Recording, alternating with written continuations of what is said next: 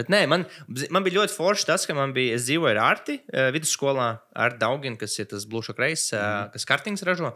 Nu, viņš tā kā forši tur iedeva kaut kādas lietas, ka viņš tur tāds mērķtiecīgs ļoti, kas redz, ka mēs tur, zin kā, pelmeņus ēdam, alkoholu lietojam, vodku dzeram, miegam ciet, viņš tur vienkārši strādā pie kaut kādiem projektiem. Nu, tas likās tā forši.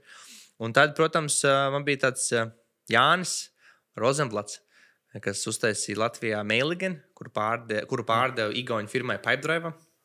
Un tad pie viņa strādāja. Un viņš bija tāds, man pie viņa bija tik forši, ka es pie viņa strādāju, un es darīju, ko pats gribēju. Tas bija tik interesanti. Jo es viņam biju darbs. Nu, apmēram. Jo es biju tajā laikā mācījies tos e-pasta mārketingu, tur digitāla mārketingu. Es viņam biju tipa growth hackeris. Jā, ok. Tā kā tāds, viņš man paņēma, lai, davai, Nika, tev kaut kādas idejas ir, davai, mošu taisam. Kaut ko dari. Un tad mēs tur uzsūt webinārs taisam. Tas bija tāds labs piemērs. Un man ļoti patika viņa office. Viņam bija foršu office, bišķi mazāks nekā mūsējais šeit tagad. Un viņš man ļāva tur vienkārši būt. Un es tur biju katru sestdienu, svētdienu. Cik tev bija gadi tad? Saka, tad man bija 21, 22 tajā vecumā. 21, 22, 23 tajā vecumā. Jā, tad jau mēs sākam formēties, tā kā sākam domāt, kas mēs esam. Un tur bija krūti. Es ļoti labi atceros, ka mēs tur vienkārši... Laba vide, laikam. Jā, tur bija tā kā...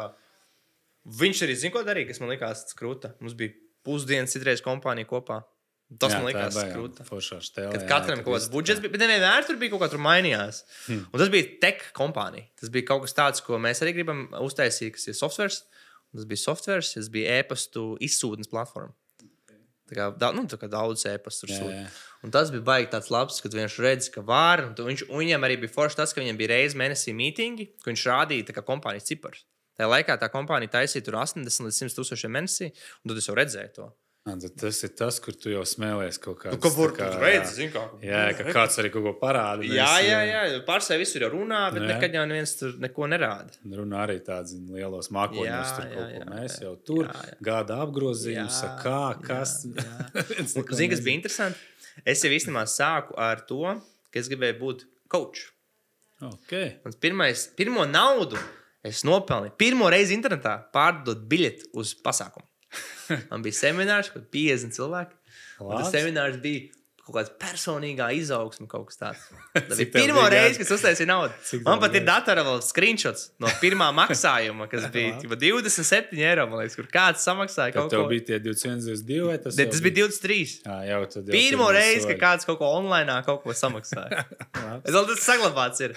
Un tad es to darīju, un tad es sapratu, ka es atduros pie to, ka man tā sajūta, ka vai es varu tā kočot, ja man pašam nav tāda īsta pieredze, un es gribēju kočot vairāk tos, kas kaut ko dara ar kaut kādu komerces darbību, un tad man likās, man vajag bišķi tā kā soli apakaļ. Man vajag būt soli apakaļ, tad es tā kā domāju, kam ir problēmas, un es tāds, Jānim problēma marketingu. Tur vēl problēma marketingu. Jo tā lielākā problēma bija tāda, ka neviens joprojām nezināja, kā ģenerēt pieteikumus, tas marketings bija pilnīgi kaut kas jauns, un tad es uzreiz lecu iekšā tajā, ka es palīdzēšu biznesiem ar marketingu. Tad tu atradi īsto punktu, īsto sāpi. Tieši problēma. Tieši problēma. Un tad es sāku ar to, un tad negāju, jo tur viegli bija.